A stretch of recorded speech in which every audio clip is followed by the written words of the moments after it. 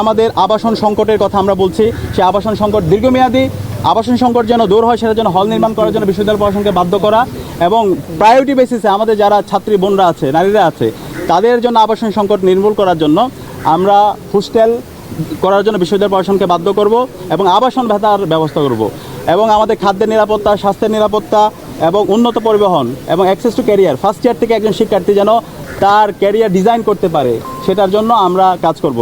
তো আমরা বিশ্বাস রাখি ঐক্যবদ্ধ শিক্ষার্থী জোটের যে অ্যাক্টিভিটি, সেই অ্যাক্টিভিটি এবং যে ইস্তাহার, সেটার উপর ঢাকা বিশ্ববিদ্যালয়ের শিক্ষার্থীরা আস্থা রাখবে এবং ইনশাআল্লাহ আমরা 9 তারিখ শিক্ষার্থীদের ব্যালট বিপ্লব দেখতে পাবো ইনশাআল্লাহ এবং শিক্ষার্থীদের ম্যান্ডেট পেয়ে আমরা শিক্ষার্থীদের আকাঙ্ক্ষার স্বপ্নের ঢাকা বিশ্ববিদ্যালয় বিনির্মাণ করব এবং সে কারণে আমরা আমাদের স্লোগান দিয়েছি, স্বপ্নের ক্যাম্পাস গড়ার পথযাত্রী, আমরা থামবো না। যে এই স্বপ্ন নিয়ে আমরা ঢাকা বিশ্ববিদ্যালয়ে ভর্তি হয়েছিলাম, এখানে চমৎকার একটা একাডেমিক এনভায়রনমেন্ট থাকবে, এখানে গবেষণার পরিবেশ থাকবে, লাইব্রেরি ফেসিলিটিস থাকবে, আমার খাদ্যের নিরাপত্তা থাকবে, স্বাস্থ্যের নিরাপত্তা থাকবে, নারীদের জন্য একটা নিরাপদ ক্যাম্পাস হবে এবং আমার পরিবহনের আধুনিকায়ন হবে। সেই ধরনের একটি স্বপ্নের ক্যাম্পাস বিনির্মাণ না হওয়ার আগ পর্যন্ত আমরা থামবো না, আমরা আমাদের লড়াই চালিয়ে যাব এবং সেই স্বপ্নের ক্যাম্পাস বিনির্মাণ করার জন্য সঠিক এক্সিকিউটিভ প্ল্যান বিনির্মাণ করা এবং সঠিক পলিসি নির্ধারণ করার জন্য আমরা বিশ্ববিদ্যালয় প্রশাসনকে বাধ্য করব। সবাইকে অসংখ্য ধন্যবাদ। আচ্ছা, ভোটের প্রভাব কি কোনো কিছু দেখতে পাচ্ছেন যে কেউ কোনো প্রভাব কাটাচ্ছে এরকম কিছু বা নতুন কোনো চ্যালেঞ্জ আপনাদের সামনে? আমাদের অনেকগুলো কনসার্ন আছে। এর মধ্যে প্রথমত কনসার্ন হলো নির্বাচন কমিশনের তাদের যে অপেশাদারিত্ব আচরণ। নির্বাচন কমিশন এখন পর্যন্ত কোনো ধরনের ব্যবস্থা গ্রহণ করতে পারেনি। আমরা অনেকগুলো অভিযোগ দিয়েছি। আপনারা জানেন, যেদিন থেকে আমরা প্রচারণা শুরু করেছিলাম, আমাদের নারী প্রার্থী সাবিকুন নাহার তামান্নার ছবি বিকৃত করা হয়েছিল এবং এই বিকৃতির সাথে যারা জড়িত ছিল সেই ছবিগুলো আপনারা মিডিয়ার মারফতে সারা দেশকে দেখিয়েছেন। কিন্তু বিশ্ববিদ্যালয় প্রশাসন আজকে 2 সপ্তাহ পার হচ্ছে, কিন্তু এখন পর্যন্ত তারা কোনো ধরনের ব্যবস্থা গ্রহণ করতে পারেনি। আমরা বারবার বলেছি, তো এই ব্যবস্থা গ্রহণ না করার কারণে কিন্তু পরবর্তীতে অনেকগুলো ঘটনা ঘটেছে এবং আমরা বিভিন্ন জায়গায় দেখতে পেয়েছি আমাদের বহিরাগত নিয়ে এসে বিশ্ববিদ্যালয়ে ক্যাম্পেইন করতে কিছু প্রার্থীদের। তো আমরা যে বলছি, আমাদের সবার ইস্তেহারে কিন্তু আছে, আমাদের এই ক্যাম্পাসকে আমরা নিরাপদ করতে চাই।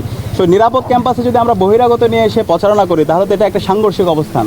তো এরকম যারা করছেন এবং এদের বিরুদ্ধে বিশ্ববিদ্যালয় প্রশাসন যদি ব্যবস্থা গ্রহণ করতে না পারে এবং নারীদের বিরুদ্ধে যারা সাইবার বুলিং করছে, যারা হ্যারাসমেন্ট করছে, যারা স্লেট শেমিং করছে, তাদের বিরুদ্ধে যদি বিশ্ববিদ্যালয় প্রশাসন, নির্বাচন কমিশন যদি ব্যবস্থা গ্রহণ না করে, তাহলে একটি সুস্থ, ফ্রি, ফেয়ার, ক্রেডিবল ইলেকশন তারা কতটুকু আয়োজন করতে পারবে, সেটা নিয়ে আমরা আশঙ্কা অনুভব করছি।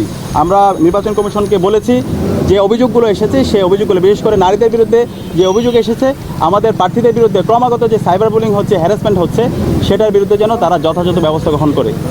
আর একই সাথে আমরা বলেছি, আমাদের মাত্র 8টা সেন্টার, আপনারা জানেন বিশ্ববিদ্যালয়ে এবছর আমাদের ভোটার প্রায় 40,000-এর কাছাকাছি।